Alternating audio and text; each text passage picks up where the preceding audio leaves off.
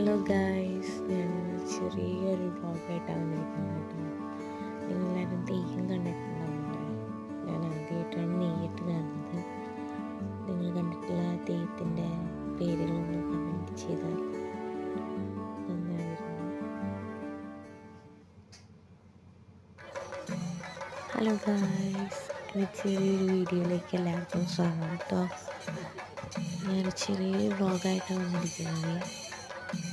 ഞാൻ ഈ അടുത്ത് കണ്ടൊരു തെയ്യത്തിൻ്റെ വീഡിയോസാണ് നിങ്ങൾക്ക് ഷെയർ ചെയ്തിരിക്കുന്നത്.